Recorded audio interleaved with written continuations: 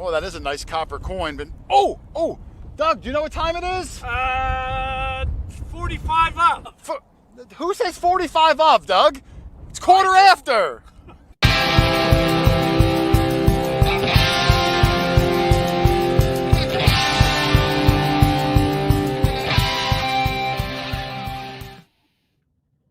What's up, guys? Quarter Order here. Welcome to the special quarter after live show where I'm super excited. We're going to have on Aquachigger, who I have to admit, I don't really know him that well. I met him one time.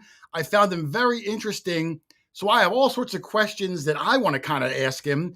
And hopefully you guys will be able to learn something too. He's been a big motivator for myself, as well as many other YouTubers. He's been doing it longer than anyone I know.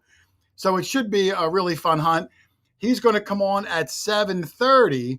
So to kill a little bit of time, I'm going to bring in some of the gang who's going to be part of the show today. Of course, the one and only Dog Tag Doug, Mexican Doug, Jane Fon Doug. How are you, Dougie? All right. How you doing? I'm living the dream. Doug, I just want to make sure that the show is actually running. You remember before where I thought I started the show and it wasn't actually going, but I think we're good today. We had dead air for about 10 minutes. You make that mistake once and hopefully never again. I'm also going to bring in the only guy in our group that's ever actually detected with Aquachigger. Yours truly, Charles, the Heritage Relic Hunter. How are you, Charlie? Hi, guys. How you doing? Say, Charlie. We're all good. Hey, Doug. I was going to have Rich on today, too. He had a last-minute emergency. He might be in the chat, but he wasn't able to make the live show. Well, about half an hour ago, I just pulled in my backyard to get home here. Yeah, Charlie was at the beach, so he had to hightail all the way home from Delaware. You could have did it at the beach, Charlie, in your bikini. Well, I don't wear a bikini. I wear Speedo. Oh, it's Speedo. That's what I meant, not a bikini. I actually clear the beach out when I do that. Yeah, I'll bet you do. Yeah. I do want to say some hellos real quick and get a lot of the hellos out of the way before Chig comes on. I want to thank the moderators. I see Hot Mess Fishing. Elisa's in there already. How you doing, Alicia? I don't know how many we're going to see of the moderators today, but as their names come up, I will see them. But Alicia does a great job. So thank you for being in here. And Chig was messaging me earlier. He was actually out detecting in the river all day today. Wow. And I was a little worried that he would show up with like seaweed and slime hanging from him, which would have looked really cool. You know what I mean? Like I would have really talked that up. Swamp Man. But he popped in about 15 minutes ago. It looks like he showered and he's cleaned up and ready to go. He actually looks better than the three of us. Oh yeah, for sure. We don't look good. Hollywood Joe, metal detecting. A super chat from Eric Thompson. Oh, Eric Thompson, thank you. We were going to try to get with him. He is up north this weekend, this whole week, I think, finding some really good stuff. We weren't able to join him, but eventually we will.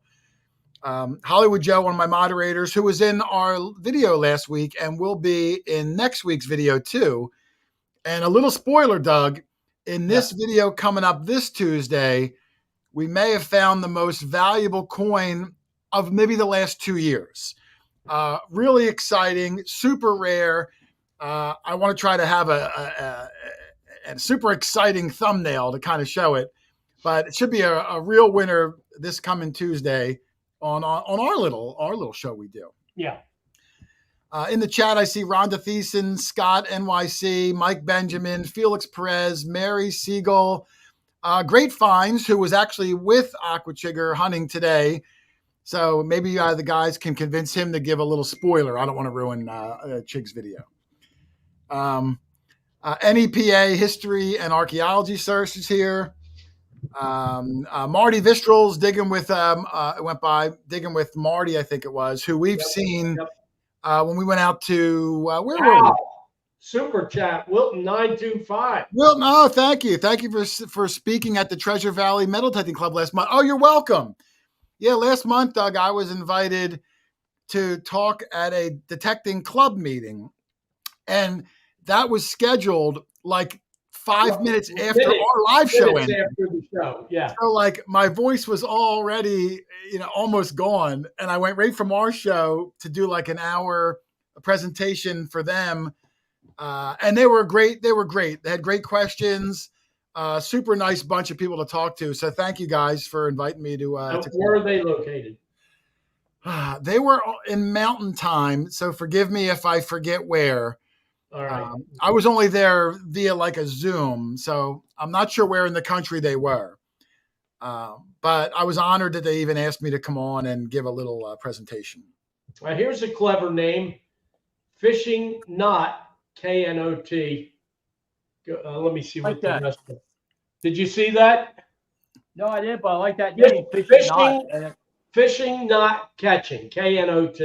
Oh, okay. Oh, yeah. We were just talking about this weekend we were talking about tying different knots because when we go fishing, I used to always tie that basic shoelace knot where you just go under and then under and just kept doing it like 10 times and you have a big ball of knots. And then I started watching YouTube videos and stuff on tying knots, like polymer knots and slip knots. And it brought me back to my old Cub Scout days, Doug, where what a useful thing to know. Oh, sure. It just kind of over time dissipated from my brain. And I want to reincorporate that because since then I had to pull a high limb down. I couldn't reach it. So I tied a slip knot, threw it over, got both ends down, did the slip knot and then pulled it. And the knot, went all the way up to the branch. And what a useful tool, Doug. Kudos to the knot. I have a big manual full of knots. The only one I haven't been able to master is the what knot. I knew a bad joke was coming, Charlie. I knew a bad joke was coming. I smelled it on the horizon. Whenever Doug's eyes light up, I know a bad joke is. I'm not a good liar. The permission from last week, we had that conversation about knots because I told you the old farmers used to show me how to tie a knot with a feed bag. That's where we start. Yeah, that's what we were talking about. With a feed bag. Now, who would think tying a feed bag would have a special knot? Yeah, well, it does because it makes it nice and tight, and the grain doesn't spill out of it when you throw it down, and it's easy to undo right away. It's kind of cool. Yeah, all those knots. I mean, you never know. I'm a big knots fan.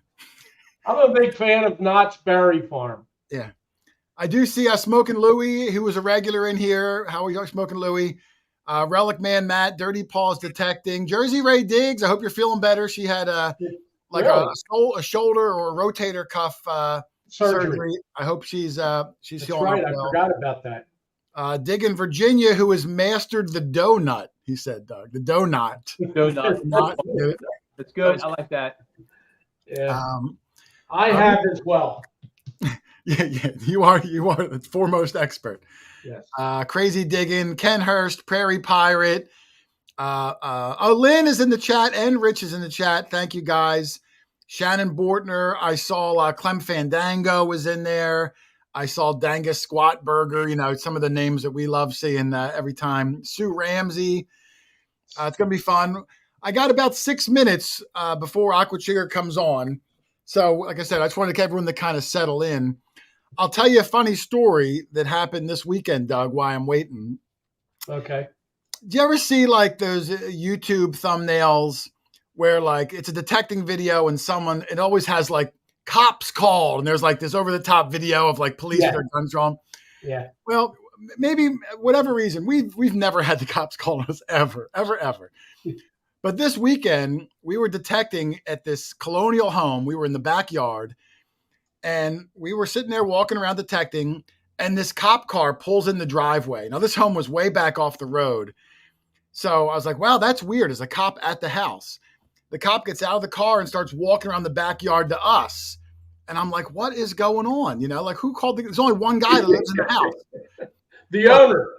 Now it turns out Rich accidentally called 911 in his pocket. Like he butt dialed 911, the emergency number. Yeah. They must have got the GPS and sent a patrolman out, and they were just checking on us. Oh, okay. But I thought, man, what an awesome service that is, because God forbid, what if something did happen and you weren't able to speak, that they took it that serious and sent someone out to check on us. Was it my son? Was it my son that came? It wasn't your son, but I did mention your son. Charlie's son is the chief of police at a neighboring town. Okay. But I mentioned your son. He did know him, but this was whatever town we were in. I don't even know what town. Where were you, Charlie? Township. You're actually in a township there. No town. Yeah, something like that. There's more cows than people there. Yeah. So I asked the cop if he would do a picture with us with his guns drawn and a whip in his hand, but he wouldn't go for it. He wouldn't go for it. Yeah. Well, they don't. You don't ever have to worry about the cops coming when I'm with the group. I happened to miss last week because I always have my ankle bracelet on. They know where I am. Yeah, they know where you are. They know where you are all the time. Well, you have to register whenever you leave the house. So. Exactly. So that was fun. There will be no cops called in that thumbnail, Doug. But it was kind of embarrassing. Rich got all blush, in the face. Yeah. Good. But the cop was really nice, friendly guy, and I always just thought it was really cool that he even came out. We love busting on each other. So yeah, well, that's all the fun. It's Rich's turn in the barrel. Yeah. So I got about 4 minutes till Aquachigger comes on, Doug. Okay. Now I don't know. I this week I spent a good amount of time refreshing myself because Aquachigger's had videos out for over 16 years. I know. And even though I've watched a lot of them 10 years ago, I wanted a refresher. I always love when you find someone who's been doing it for a long time, and no one's been doing it longer than him. I love to go back to the earliest videos and see the progression, between just the cameras, the way you speak, the dialogue, and all that stuff. It was such a dramatic because 16 years have passed. So I almost wanted to get like pictures of like then and now because your body and your face just changes.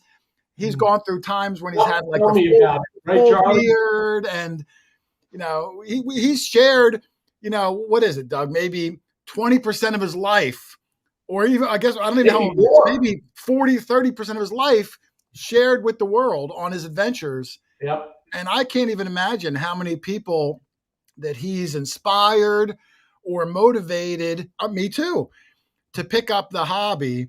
So, in my description, when I kind of went on about that, I thought he was a real crucial role in today's metal detecting community.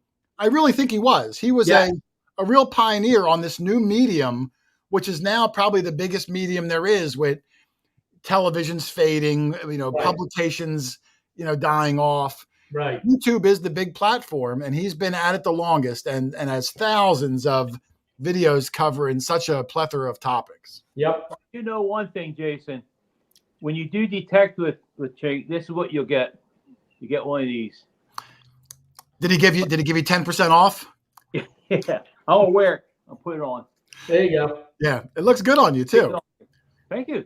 It looks Our good. friend Rachel Ray from Jersey wears it every time we see her. Every time I see Rachel, she has it on. I think the last time we saw her, Doug, which was out in Iowa, I think the hat was starting to get like all ripped up, and she was saying she's got to buy a new one. Yeah. Well, we'll see what we can do tonight for her. Yeah, a lot of years of usage. But we're going to get into that. I'm going to bring him on in one more minute because I'm going to try to keep the show at a schedule. Okay. And I'm trying to get a few. I was waiting to see if one other moderator would come in. I got two, and that's good. And Aquachigger, it's cool too about him, Doug. I was really grateful that he even said he would come on.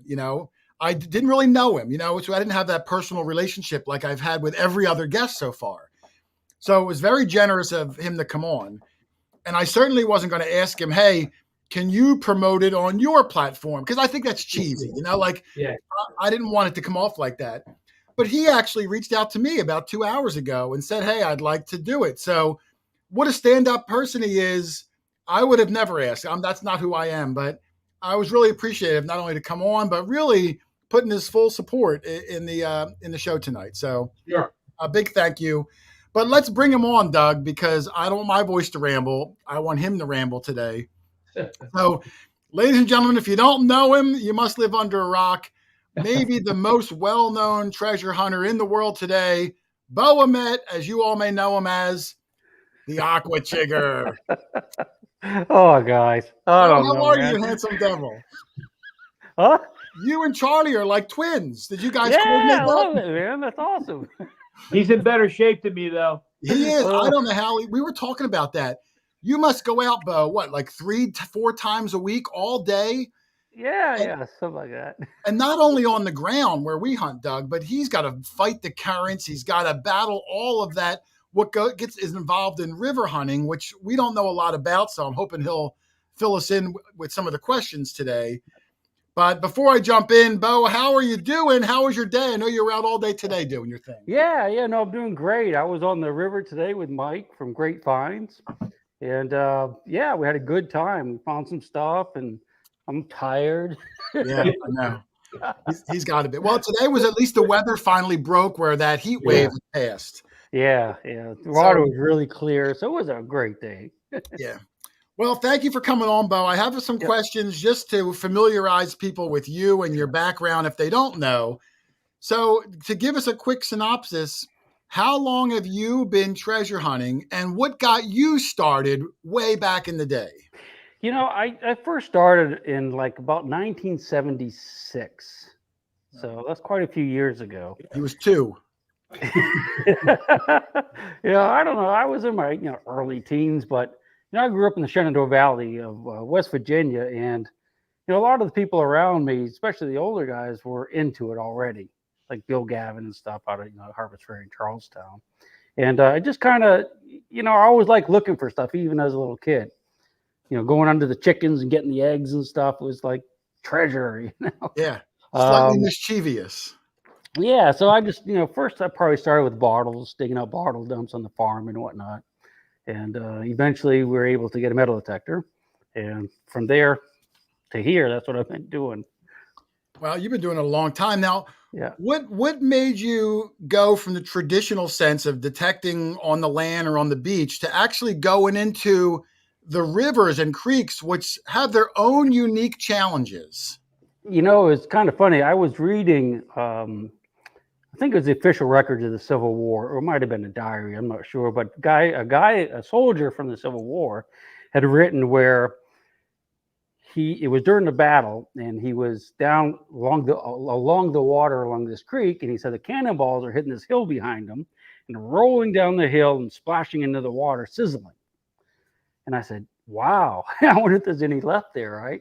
So I went there right to where he was, and sure enough, there was cannonballs there. And that's what got me started. Wow. Once that happened, I mean, there's no looking back. No, I mean, what a direct correlation that was. You really put yourself in that guy's shoes. Yep. Wow. I knew exactly where it was because he was very descriptive. I'm not saying I found the one he saw. Right. They were there. Yeah, you immersed yourself in what you were just reading. Like you got to live vicariously through it. Can you imagine that, Doug? Yeah. I mean, over the years, Beau has found some of the most incredible cannonballs and giant, I don't even know what you call them. We don't find that. Like the big artillery shells. Yeah, artillery shells. He finds so many of them. And every year, Doug, I read a story somewhere on the internet, so it's true, that some guy found one of them and like it blew up while he was trying to clean it. I think Beau knows the gentleman. Yeah. So when you first found your first ones of these munitions that may or may not have exploded, I don't know what you knew early on. What did you do to educate yourself on, is this dangerous and how do I go about preserving it? Well, that was kind of all within the hobby there. You couldn't go online. Like now you can go online, of course. But like I said, there were some guys in my area that had already been doing it for decades and had a lot of expertise and knowledge about those kind of things. So I was able to tap into that. Oh, okay. So you were the young kid on the block and you had some older, more experienced people that kind of showed you the way. Yeah.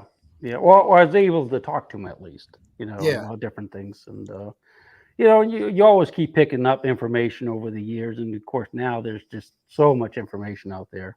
But yeah, it was a little tougher in the old days though. Yeah, it really was. You had to really search out information where now everything's right at your fingertips. Yeah, absolutely. And it's funny how it's kind of come full circle. Not that I'm saying you're the older guy, but you're the experienced guy. And now a lot of people look to you for the same things you looked for when you started. I'm the older guy. Well, I've come to that realization. We're all the older guys. We're all the older guys. I'm the old dude, right? But you're a real resource for people. Yeah. Some of your videos are iconic. I mean, in my mind, of the thousands you have out, the one that always sticks out was you had a video where the basic premise of the video was cleaning it was coins specifically in this one. Yeah. But the moral of it was, however you decide to clean it, you can never go back. If you push it too far and you already get to that level, there's no going back. And I still think of that every time I clean something today, where I look at it and I say, am I happy with it like this? Am I willing to risk losing what I have to push that little bit more? Yeah, that's a good life lesson. Yeah. Not just with the coins, but with everything. Everything. I've ruined more than my share of things early on until Me too. Yeah, we all have, but that's how you learn. But guys like you try to warn people and try to maybe not have them make as many mistakes. Yeah, or at least think about it. At least think about it, right? Yeah. Be conscious of the fact that, you get an old coin and, you want to get more detail. I want to see the eagle's wing. I want to see his eyeball, and you're scrubbing it and scrubbing. And next thing you know, you just have a flat disc and you're like, what happened to my eagle? I think we've all done that. Yeah, I mean, we've all been there, and it does. It stinks. So that was a great one.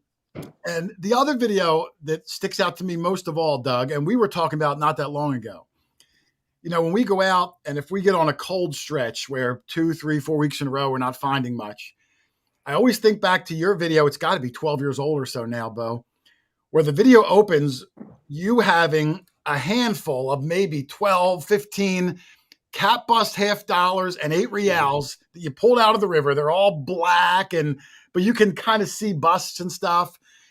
You stuck them down on a rock. And I remember back in the day watching, like, what if he steps on them? They're going to go flying. But he puts them down on a rock because he's got more to find. And he did. Even more. Big, 250-year-old halves and 8 reals. And when all was said and done, what did you have? Like almost 175 of these amazing coins? It was like a little over like 212, I think. 212. Yeah. Like we find one of them a year. It makes our top 10 list. Yeah. He found it does with me nowadays too. So well, don't feel bad. But I use that as motivation now, knowing that we're not going to go out that day and find 212 cap busts, but just the fact that they're out there. Yeah, you could.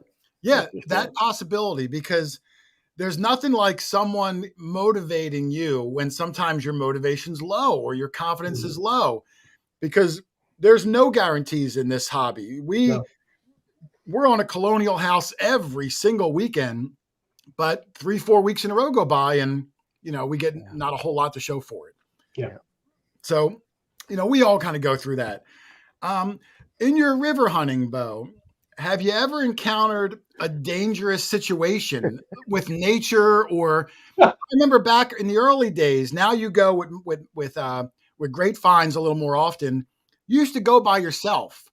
And I would worry, like, well, I've tried river hunting once. Those rocks are slippery. They're coated in slime. You could fall. An animal could come out. Water moccasins. Yeah, water moccasins. Do you take any sort of precautions, or what dangerous situations have you been in, in the river for 30 some years? Well, yeah, absolutely. I take precautions. You have to. The animals are out there, and there's some pretty dangerous animals, and I've had some close calls myself. But first thing, let me say this: if you go in river hunting, make sure you can swim. When I prerequisite. Well, I tell you, when I first started, I was a very, very poor swimmer. I'm kind of dog paddle, and I almost drowned. Really? I literally was like, I'm going to drown. I'm done, because I went off a ledge and it got deep, and I was in the river, and it was like, trying to dog paddle, and I couldn't, and I was like, I'm going to drown. And then I just thought to myself, Jig, just relax yourself. And I did, and I managed to get to the shore, but just barely. I'm telling you, I was probably as close as I've ever done to doing it myself on the water. Wow. So just letting you guys out there, make sure you can swim if you're going like above your knees or your waist or something like that. But getting back to the animals, water moccasins. I've seen them in the swamps, not where I live, but down further south, like in the Carolinas. But probably the thing that really sticks in my mind was an attack that happened not that long ago, where a big beaver came up behind me and grabbed me around the waist. And I thought it was like somebody like joking with me, grabbed me around the waist and was shaking me and just bit me in the butt. Oh my goodness, really? Yeah, so I'm like, I thought it was like somebody, a kid or something, that was swimming down there. Do a lot of kids bite you in the butt? No, well, I thought it was somebody playing, Luckily, I have a real thick belt on, big web belt. And he was trying to bite through that, and he did get through it a little bit. But if he had been above or below that, he would rip me up. So I reach behind me, and I feel a beaver, and I pick them up like this, and I like yeet him out in the river. Oh my goodness! And he goes flying out in the river, and he like turns and looks at me and comes swimming right back. It's like an Ace Ventura movie, Doug. He goes around and grabs the beaver. He chased me all around the bank and up on the shore and stuff. Did you get too close to its babies or its den or something? No, he actually had rabies. Oh my God! He had rabies, yeah. Because he was just chasing me around in the book. And I got a video of this, and he was just chasing me around and hopping, trying to get to me. And I was, I was in contact with the health department, and they said, yeah, go ahead and, if you can, kill it, because we need to test it. So I went ahead and whapped it over the head and took it to the health department. They tested it, and sure enough, I had rabies. So wow, I had to get some shots and stuff. Wow. Oh my! How long ago was this? That long ago? Really? Was that recently? 2 years maybe. Oh wow! Yeah, if you look up beaver attacks man on river or something like that, just Google it. Yeah, there can't be many of those videos, right? No, there's not too many. Because in one of your recent videos, you had you and Mike were hunting together, and you pointed out a beaver den around. I saw that one. Yeah, so that wasn't the instance, correct? Oh no, this was I was just out minding my own business in waist deep water, in the big wide river, and somehow we found me. Now, are you like extra cautious now when you see a beaver den? Because that's a pretty traumatic experience. Well, the thing is, if they're coming out of a den for you, they're probably okay. And I see a lot of beaver on the river and lots of dens. I mean, I saw some today when I was out of dens. And they don't really bother you. I mean, they'll swim around, slap their tails, make a big loud noise. Yeah. I've never had them bother me at all. I mean, I've had them like bump me in the leg trying to get away from me. But except for that one that had rabies, of course. And one where I went by the den, and I guess they had babies. I could hear it chitter and go like that, because they knew I was out by the entrance. Right. Because they have dens that go back in the mud banks, in the banks of the river, not just the kind that look like houses. And that's the only other time where I'm like, whoa, I got to be careful about this guy. But yeah, I mean, you gotta always be watching for things like that. Even when you're not on the river, got to be watching for animals like raccoons that could have rabies, and different things. Groundhogs can get rabies. So you have to be watching for animals like that when you're in the water. Snakes, where I'm at, not a big deal. See tons of snakes. I see a snake every time I go out, just about. But we don't have any venomous ones here, so we really don't have to worry about it. Crawdads. Yeah, to get your fingers and stuff. We saw a lot of them when we tried to do our river detecting last year. Yeah, sometimes they'll get you. And I saw a big snapper turtle, and up close, they're intimidating. A snapper can take your finger off. Yeah. When I was a kid, I was playing in the pond, and my friend was washing a frog in the pond, and a big snapper came up and took the end of her finger right off. Really? Yeah. So you have to watch out for snappers. I see a lot of them. I've never had any problems. But I could see if, you were in there with your fingers doing stuff, they might come after you. Yeah. Maybe think you're prey. But they're afraid of you as much as you'd be afraid I'm sure. of them. I'm sure you're a big, intimidating person to a snapping turtle. But if you can't see them and you get too close and they feel like they're cornered, I can imagine they might lash out. And then I've stepped on them even. I get a big old snapper like, hey, because they're in the mud, you can't see them. And you'll step on them, you'll feel them go like this, and they'll take off. There was a video I watched as I was recapping the last week where where Beau was showing you how to look for snappers in the mud, and he was like sticking this pole in, and he was going to show you how you pick up a snapper turtle. So I'm watching it thinking, oh, he's going to find like a little snapper pick. The one he finds, Doug, is it's like 20 feet across, and he picks this thing up, and I'm like, oh my gosh, that thing's going to kill you. I mean, picked it right up like it was nothing, and it was so intimidating. I mean, we don't really have any animal encounter. We might see a fox den or something, but during the day, they don't really come out. But it's got to be a real regular occurrence, or at least a possibility, because you can't see that much. The river's running. You can't see. You're trying to keep your balance. Do you have to bring any special equipment when you're hunting in a river as opposed to on land? Oh yeah, I mean the tools you use are a little bit different. I like to wear boots. I put like little spikes on the bottom of my boots, so you Okay. don't have that problem with slipping. I should probably make a video on how I do that. I probably should do that.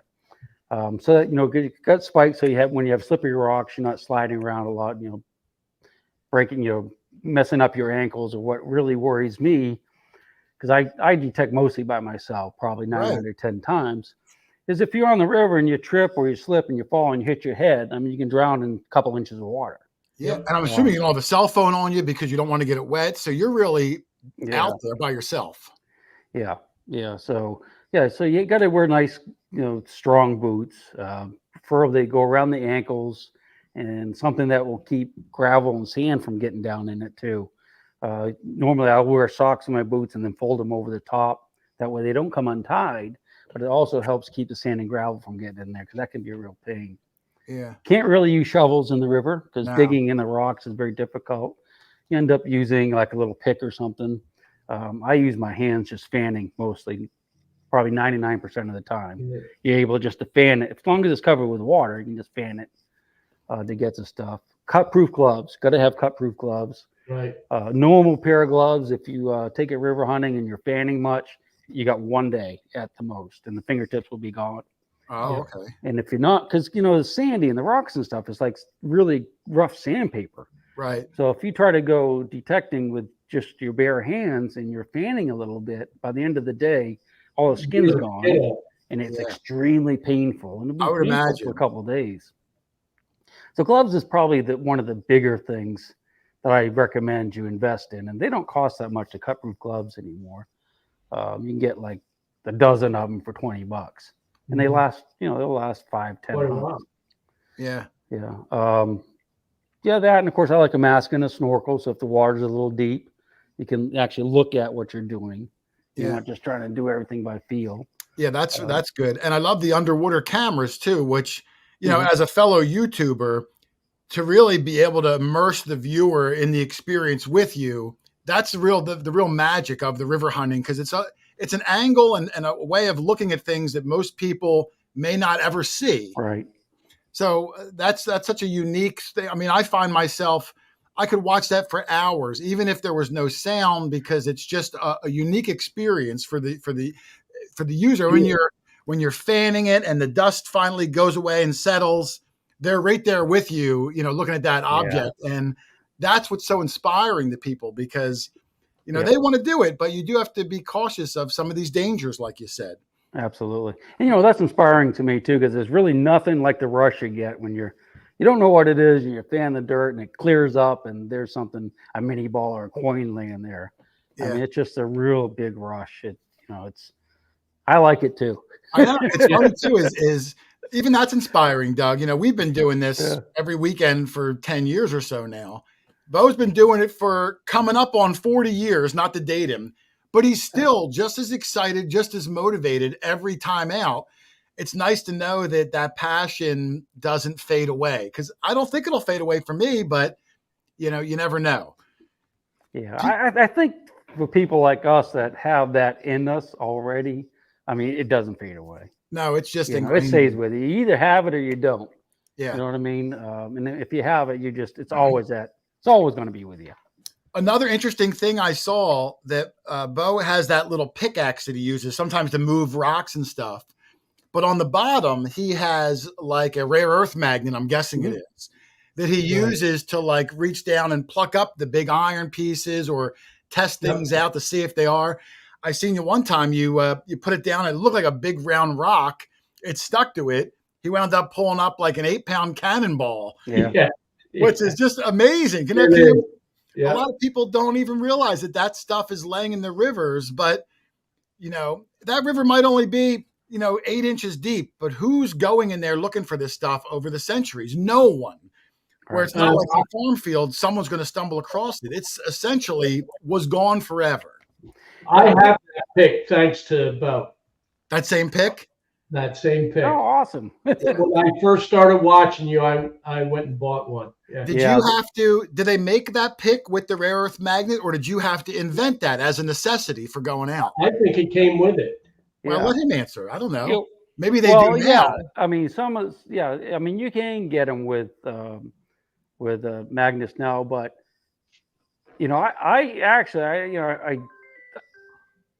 I'm so sorry. That's okay. We'll all wait. Okay.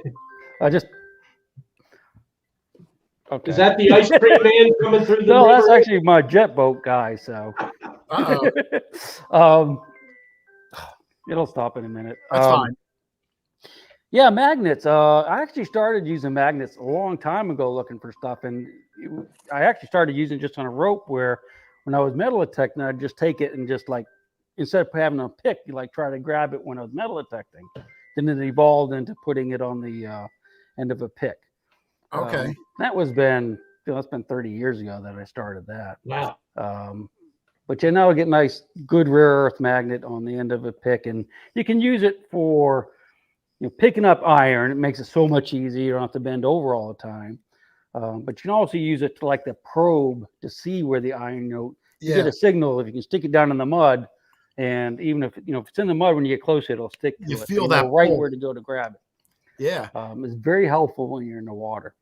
It probably also acts as like a not a crutch, but like a third leg, because you're constantly battling the current, and you use it like you do with your shovel, Doug. As that extra little way to keep yourself balanced. Yeah, and it makes it a great club for beavers. Yeah, it's a good beaver club. That's how I got rid of the beaver. It's like a whack with the on your video where you got attacked. Is there actually footage like of you grabbing the beaver and yeeting him, as you said? Yeah, well, that part isn't in there because I wasn't filming, but you're the him coming after me was definitely in there. That's just insane, Doug. I mean, that's a thing of nightmares. You know what I mean? Yeah. So. Now, of all the years you've been hunting the rivers, Beau, is there one like most memorable thing that you found that was either on a personal level, or you were able to trace to a person, or something that just sticks in your mind? And I don't care about value. Whenever I say treasure, I don't mean it as like gold doubloons. I mean something significantly to you personally. Is there anything that stuck out in all the years you've been doing it? Well, first, let me say I'm a little disappointed that you specified water detecting. Well, I only say that because I guess you do that so much, but even on land, I know you do the caving, all sorts of crazy things. Yeah, well, normally people ask me, what's the most awesome thing you've ever found? And I'm like, my wife. Well, that's you cut me off on that one. I can't say in the water. I mean, of course, a big bunch of coins is pretty amazing, and I'm still, I'm really stoked about that still. Sure. Probably one thing that I really like that I found is there's a lance head from the Civil War. There was a unit called Rush's Lancers. This was during the American Civil War when they had repeating carbines and stuff like that. And there was a unit that from Pennsylvania, Philadelphia, I think, and they had giant lances, and that's what they fought with, that and pistols. So they have these guys on horses with these 12-foot poles with these lance heads on the end of it. Wow, that's like medieval time stuff. Yeah, exactly. Of course, they used that until about halfway through the war, and they decided at that point, this is ridiculous. We're going to get rid of these lances and just get carbines. And where I found the lance head was in the exact area where they were, picketing and stationed when that happened.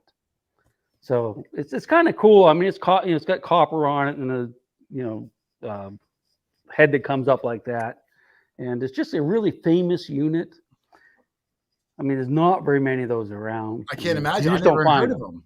Yeah, and it actually has part of the wood handle on it still. So that's kind of one of my favorite finds from the water, I think. Wow. Yeah. I don't know, Doug, if Charlie, if you've ever seen any of the, sometimes Chig will put a video out where he's in his, I'll call it his relic room or wherever it is.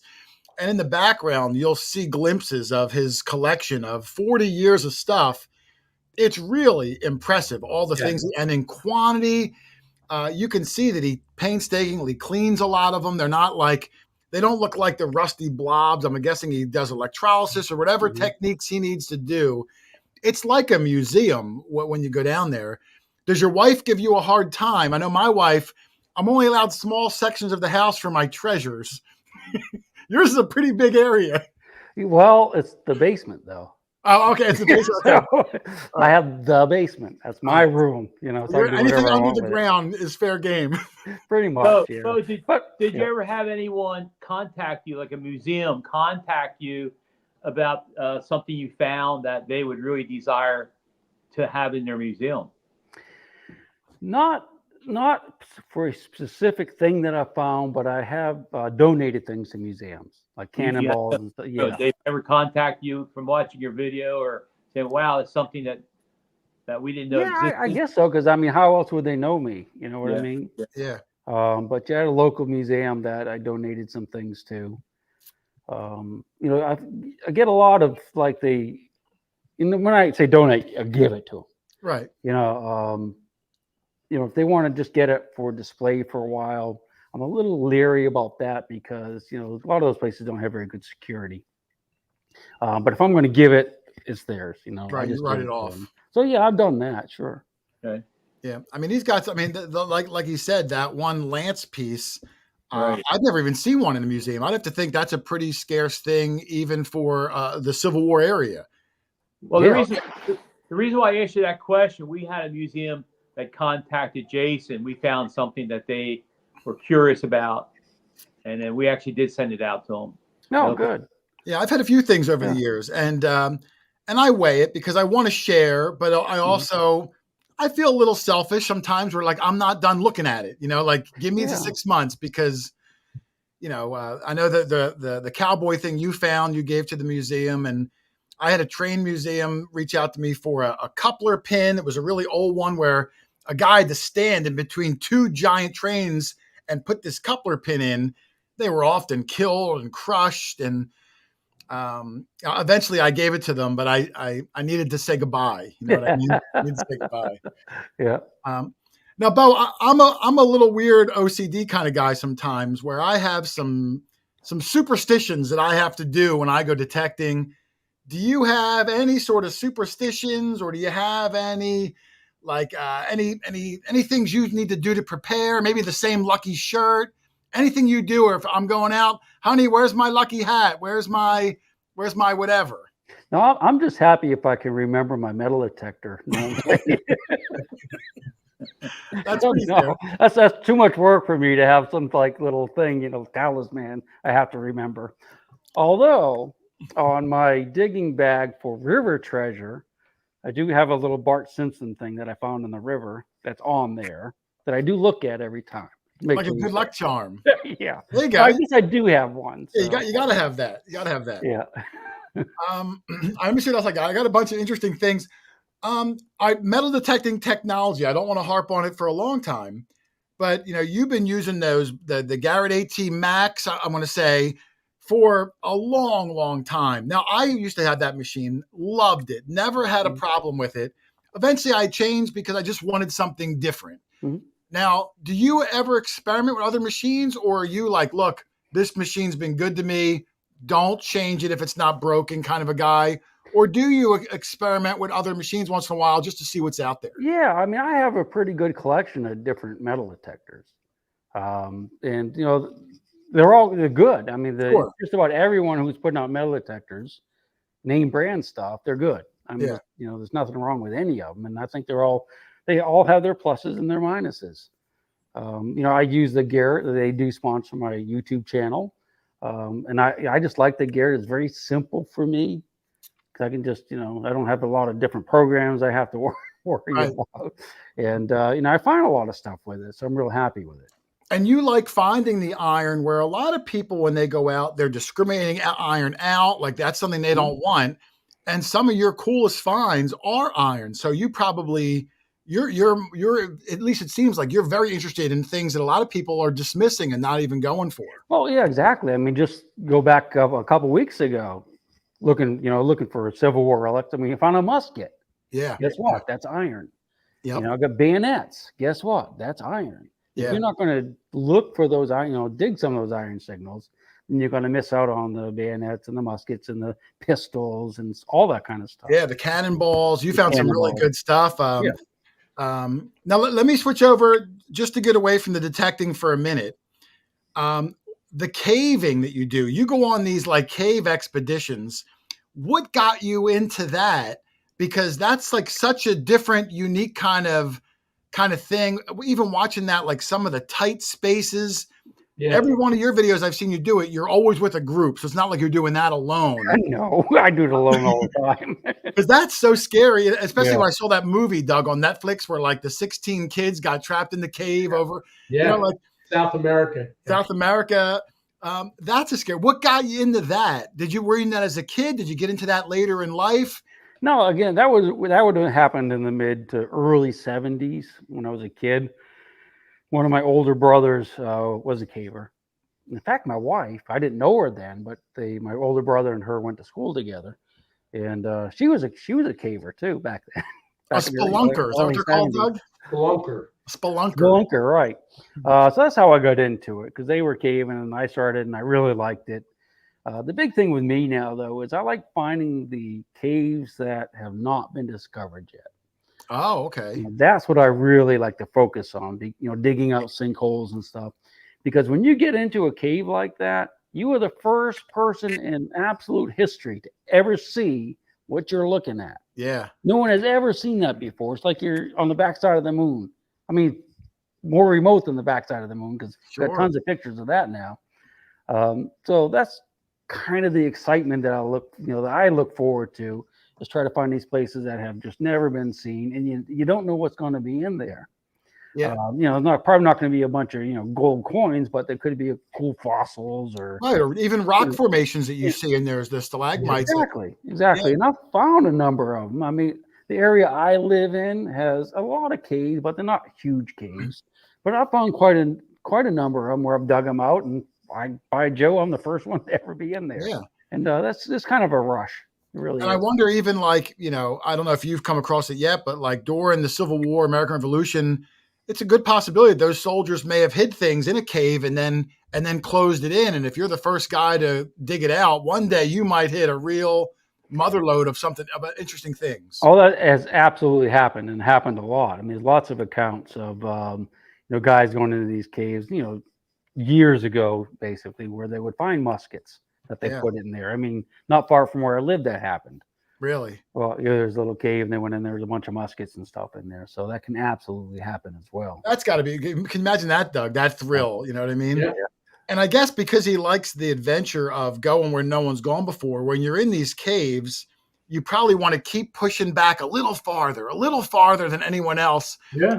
But it has that dangerous aspect to you, because if something goes wrong, you're in a sticky situation where you'd be hard to be able to get help to. Yeah, absolutely. And I'm actually really careful about it. I'm sure you are. It doesn't look like it, but I know my limits. If I get close to that limit, I'm out of there. You know what I mean? Yeah. But one thing I wanted to say, though, is a lot of these caves I go in and around here, especially, is there's all kinds of like signatures from Civil War soldiers. Oh, really? Etched in the rocks? Yeah, there'll be like, Private Sam Jackson from the 115th Pennsylvania, and stuff like that. And they'll all be scratched in the rock. Some of them really beautifully done. That's amazing. Yeah, so that's always kind of a trip to see. I mean, there's a couple down by Sharpsburg like that, and there's some not just across the river from me. When you go see where these soldiers were in there, I think that's kind of cool as well. Have you ever been in a cave where you discovered yourself like a signature, or have you only gone in the caves where it was already known that these signatures are there? Yeah, I've never discovered a cave that there were signatures in. Okay. I haven't done that yet. Not yet. Yeah, I mean, it could happen, but the entrance would have had to be covered over pretty much, because cavers are like detectorists. I mean, there's a bunch of them out there, and they're fanatic. Yeah, they probably really they go everywhere, looking in every little nook and cranny. Yeah. So it's not easy to find new ones. You pretty much have to dig them out. Yeah, that's true. Yeah. Now I know that I don't know how long you've been doing it for now. You go overseas a lot. I know you've been to England several times. In my mind, I kind of think of you as like Civil War is your favorite time, and I could be wrong. It seems like that, because I always see the smile on your face when you find the bullets and anything related to the Civil War. When you go overseas, is it a different mentality? Do you still know what you're looking at? Because it's got to be unique in the sense that it might be older, but it doesn't have that same personal tie to you.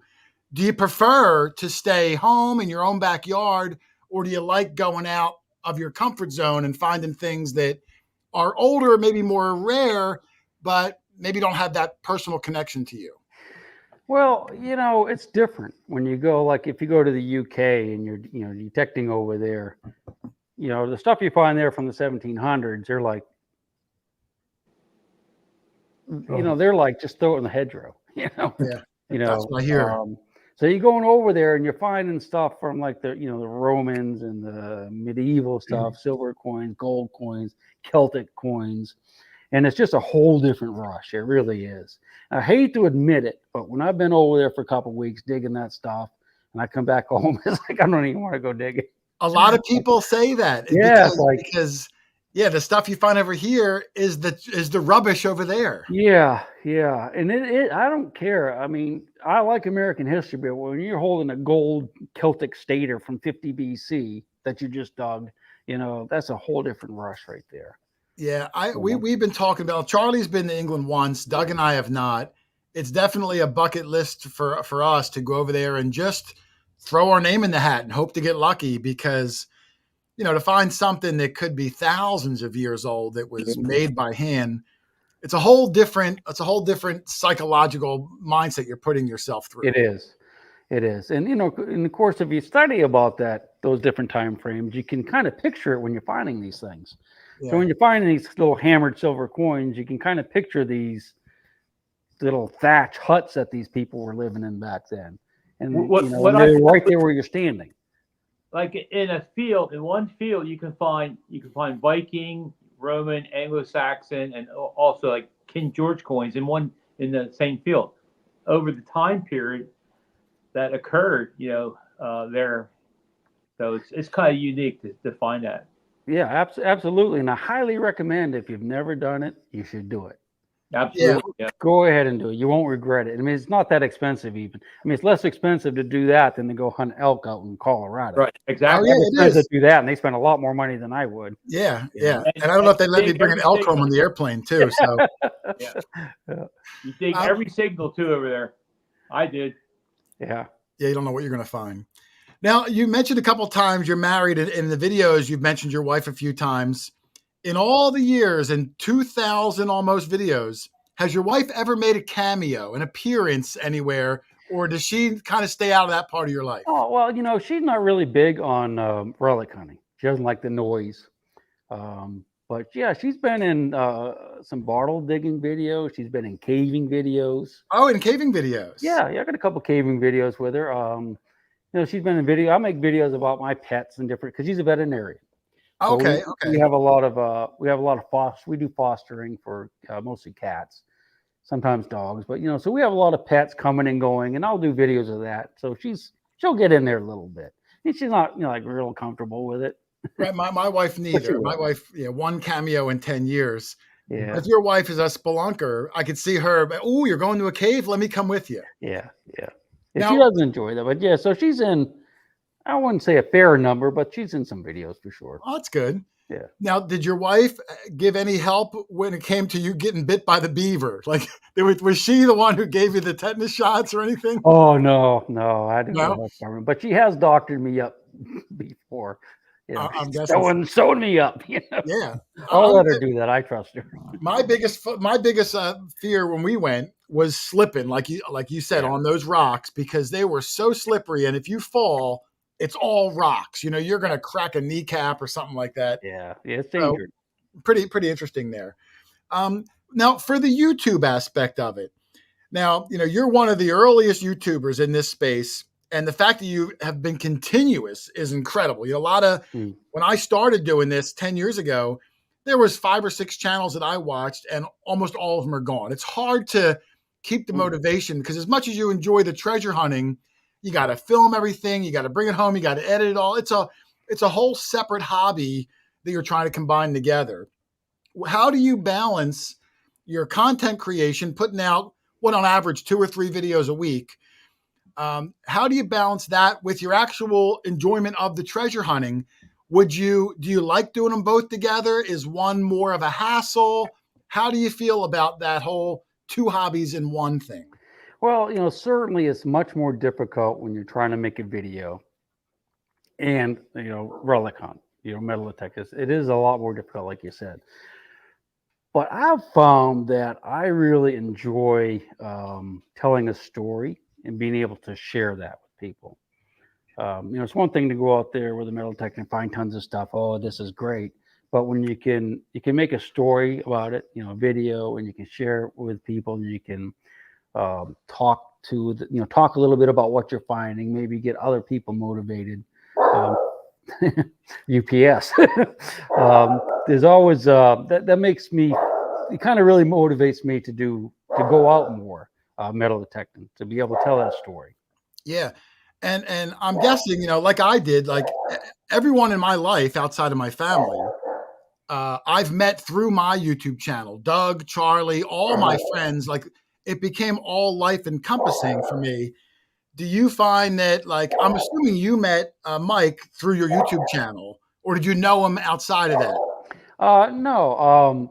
I guess it's from the YouTube channel. Yeah, because I was at a relic show doing, signings, doing art. Right, you were doing your thing. And Mike came by and he says, "Hey, Jake, how you doing?" And that's how I met him. So I guess it was through the YouTube based. Yeah. But it's not. It's nice. I mean, I find that we're an eclectic group that like doing this, and we kind of find each other. And I've met all my best friends, through this.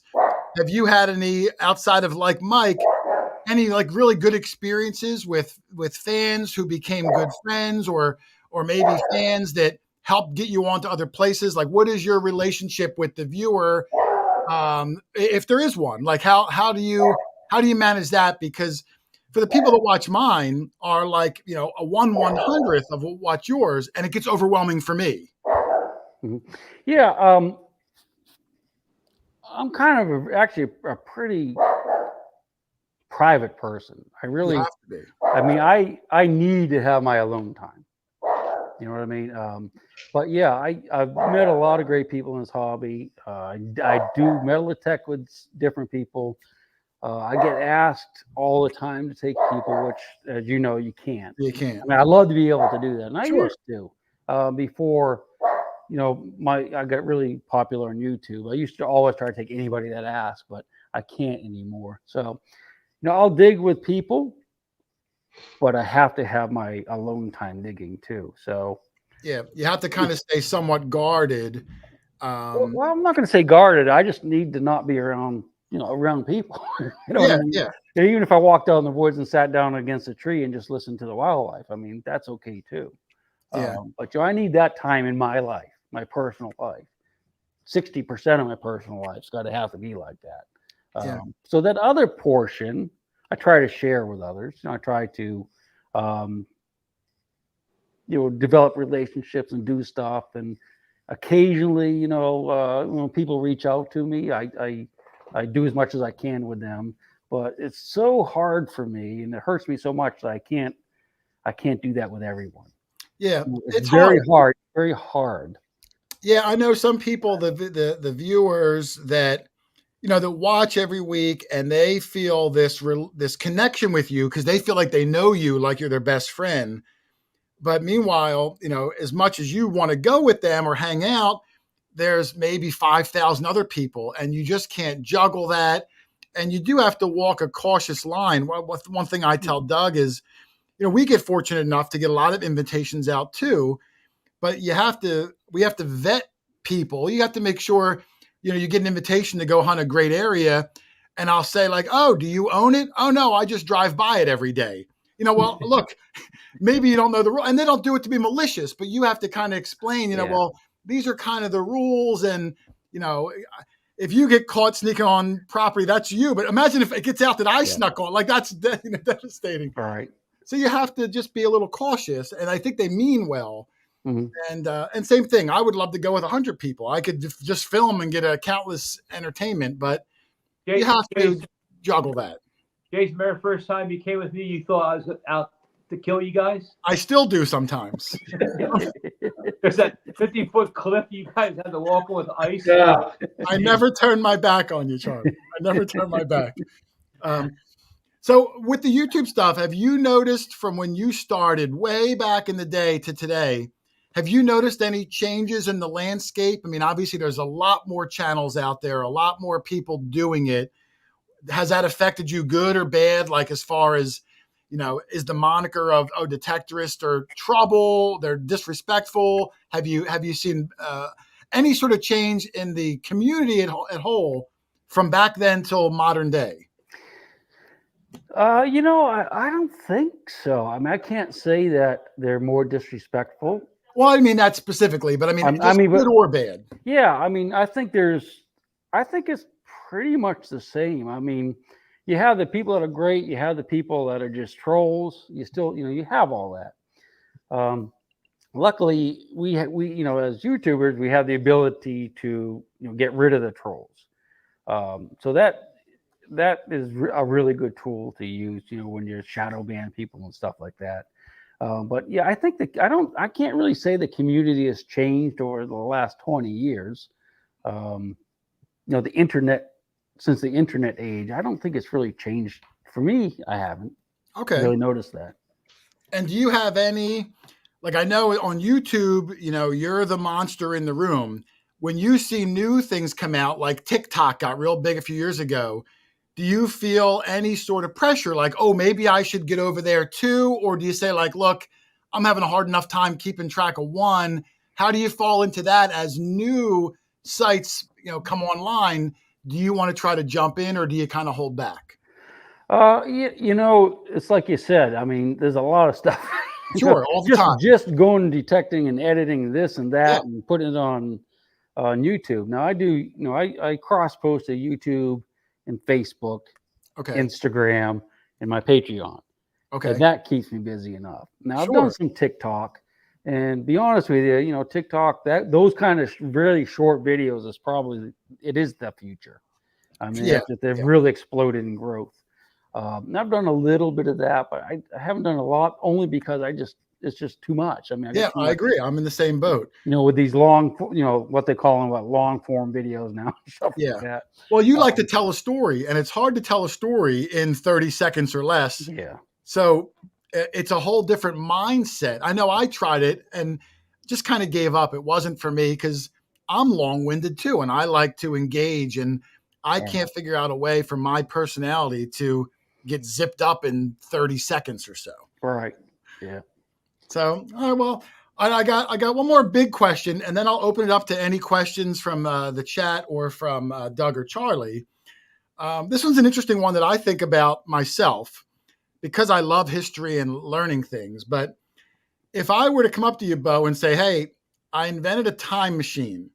I can send you back in time 200 years for one day, and you can interact with everybody and then come back. Or I can send you in the future 200 years for one day. Now, you love the history, but would you be more curious to see where we're going to go, or would you rather immerse yourself in where we've been? Probably where we've been. Really? So you don't care about that? You're like old school. Well, I mean, that's history. I mean, that's what I'm interested in. I'm interested, where did we come from? What brought us here to this point here? What brought me to this point? Yeah. What brought us to this point? To me, that's more interesting than, what's it going to look like in 100 years? I mean, who knows? We might be living in the clouds in 100 years. Did you ever find, I don't know how long your family has been over here, meaning like, generations back. Mm-hmm. Have you ever found anything that was like you could have linked to your immediate family? I don't know if your parents lived in the area or anything like that, but over the years I'm assuming you hunt relatively nearby your home.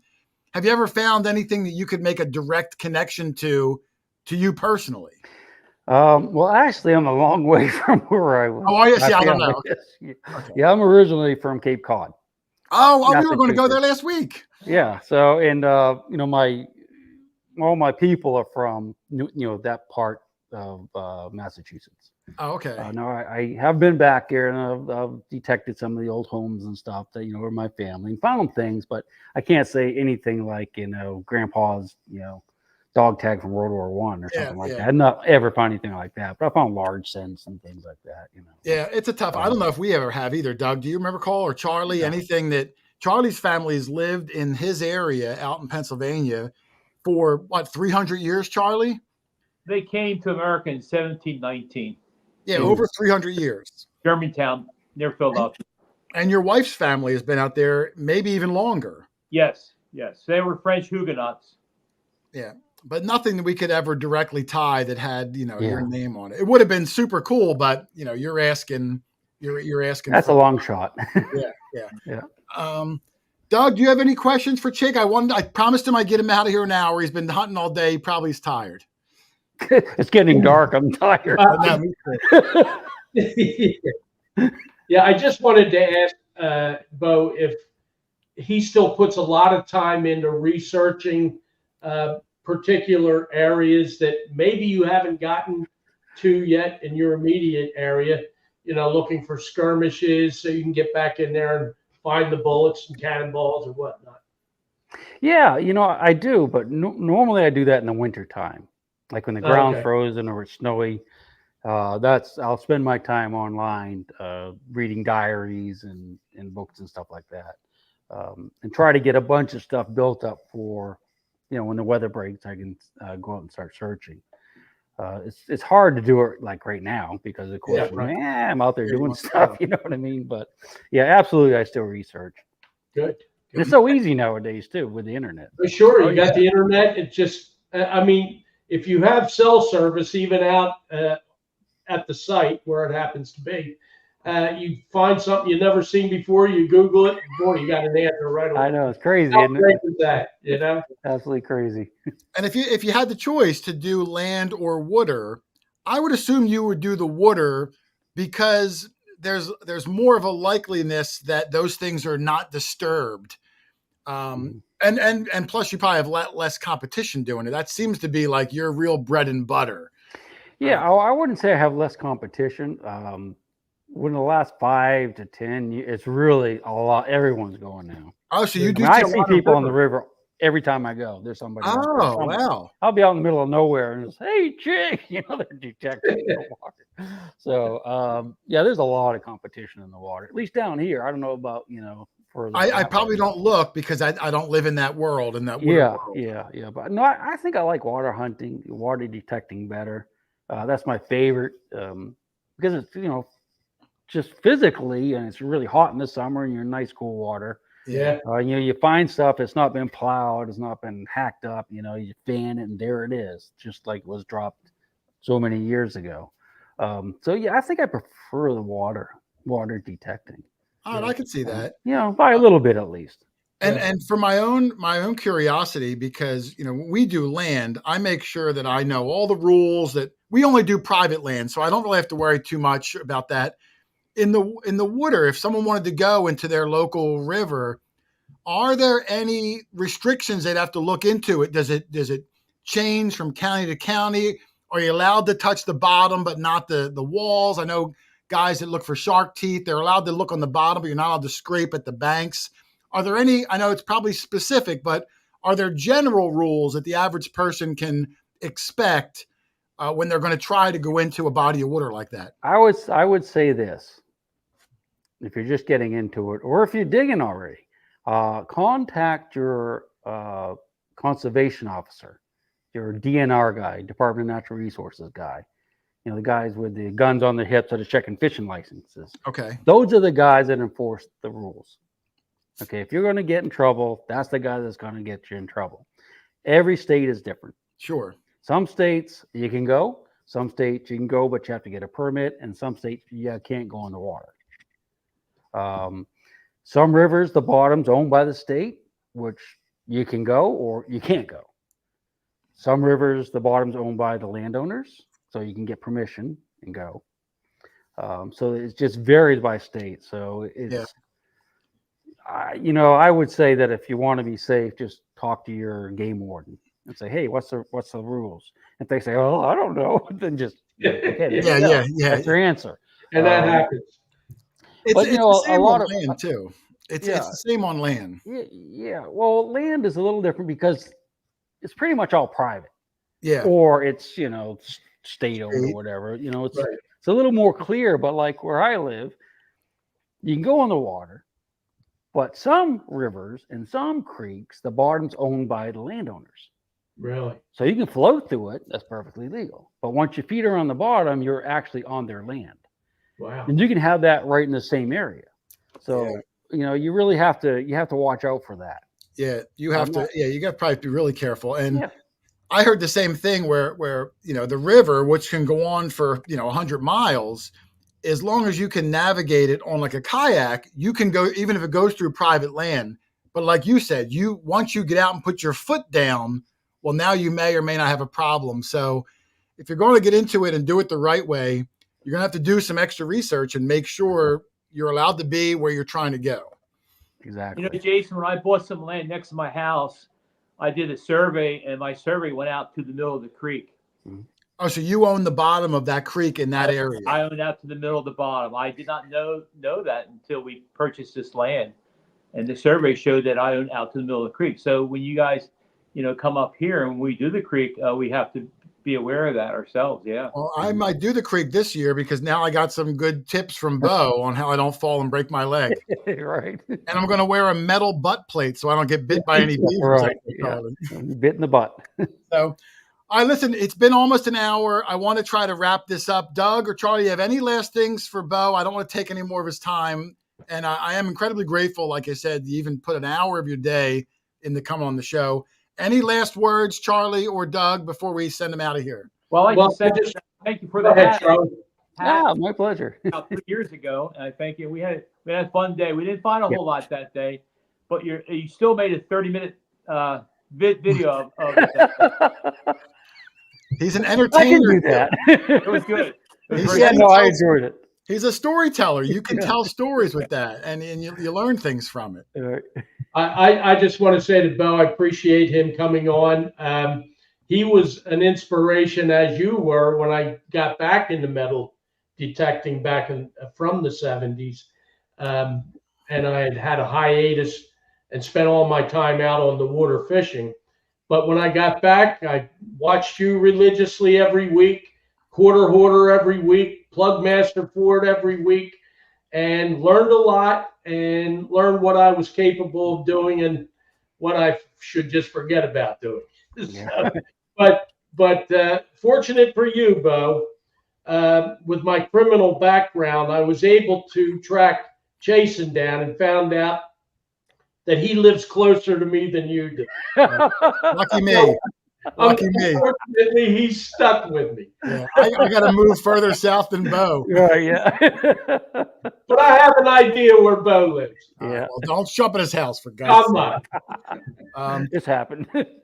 Beau, thank you very much. I really appreciate you coming on, Thanks, man. Beau. My pleasure. I have a feeling within the next year, we're going to try to get together with him up here, down there, or something. I hope so. What a nice guy he That is. sounds good.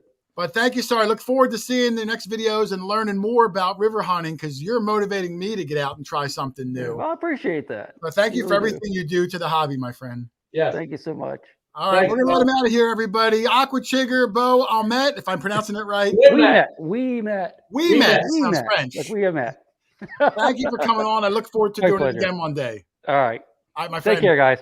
See you later. Yeah. Bye-bye. Doug, what do you think about that? Oh, Jersey Ray Diggs. And someone else sent me one too. Hold on.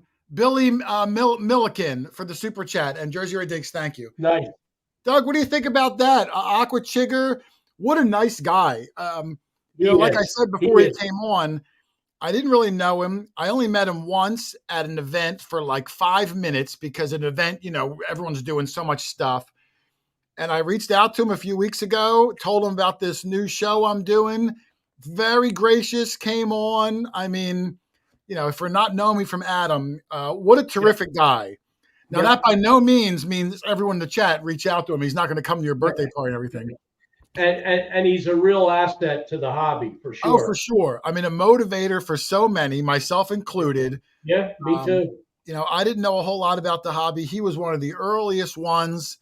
And I know how much goes into putting a video out. And I don't mean a video, once every 4 months. I mean, every single week for years, never missing. Right. It becomes a real part of your life that you have to fit that time into. And he's been doing it 16 years consistently, multiple videos a week on top of his treasure hunting and his family and all that. It's a real effort. And I'm glad everyone appreciates him and supports him, because that's also motivation for him to keep doing it. Sure. So, and if you've ever seen he does a lot of the water videos and stuff, but on land, I mean, he really has the stamina all day swinging, and it's amazing. He's physically fit, that's for sure. Yeah. Well, fighting the current, it probably has to be demanding on your body. And we were in there last year for just a couple hours, and I was exhausted. It's a whole different type of detecting. I didn't even think when we went out there, I bought water shoes. I dressed up in the water outfit, not even realizing that when I get a signal, the water was maybe waist high. And I figured, oh, well, that's good. I'll stay dry up top. I'll keep my phone in my top pocket. Not realizing when I reach for it, your head goes under. I was so unprepared. I didn't think of it. It's a whole different animal. Yeah. Yep. Now you got to be prepared for all that. So, and you were. Well, but you did. I watched more of his videos and got some good tips and tricks. Yeah. So, we're all learning out there. But Doug, I mean, for a special quarter after, I mean, do you get a better guest than that? I mean, the knowledge and the one of the best. Yeah, one of the best. I can't thank him enough. I do want to. I'm going to close this out in a few minutes. I do want to thank a few of the guests in here. Teresa, the treasure hunter, one of our moderators, I saw pop in during the show. Thank you. Chris Heimsoth, who I've known for many years, Indie Aquatics, Margaret Furjet, Workman's Adventures, Richard B., Erica Fairchild, Outdoorsy Gal 5 Mile Relic Hunter. Chig said he taught him about using face oil on coins. We used that today. That was an Aquachigger trick, Doug. Yeah. When we get old coins, and instinctively you want to spray them, the coppers. We don't spray them. You get a little bit of brow sweat. You rub it on there, and it brings up the relief of the coin and doesn't take away the patina. Got that trick from Aquachigger probably 7 years ago. Right. So you mentioned Richard B. He wanted to know where my dog tags were. They're in the closet in the other room. I'll have them next time. Yeah, you better. Okay. So we're going to wind this up, Doug. I appreciate everybody stopping by and joining us. We're going to try to work on getting more guests that just get my blood excited. I love people. Yeah. And we're trying to get people outside of the detecting community. We'll see how that goes. I got a couple. There's a celebrity, like an A-list celebrity. I'm trying. I've yet to break through and even get his publicist to respond. But we're going to try to bring you some really cool, interesting guests. Why not? Yes. And Just we like got some detecting. We knock on the house that's the most intimidating and the oldest and the coolest looking. Same with the guests. We're going to try to get the ones that most people just would never reach out to. You'd be surprised when you shoot high, you sometimes get something really great. You sure do. Got nothing to lose. It's exact same mentality as our detective. Yep. All right. Well, Charlie, Doug, thank you for joining us. Rich, Sure. I hope your grandmother is doing well. Everyone else, you guys will see us Tuesday. We'll be back. And we might be back next Thursday for the regularly scheduled quarter after. Let me look at the schedule and see. Yeah. Okay. But otherwise, we're going to get out of here. So thank you for watching, everybody. Thank you to Aquachigger for coming on. Happy hunting, and we will see you on the next one. Later.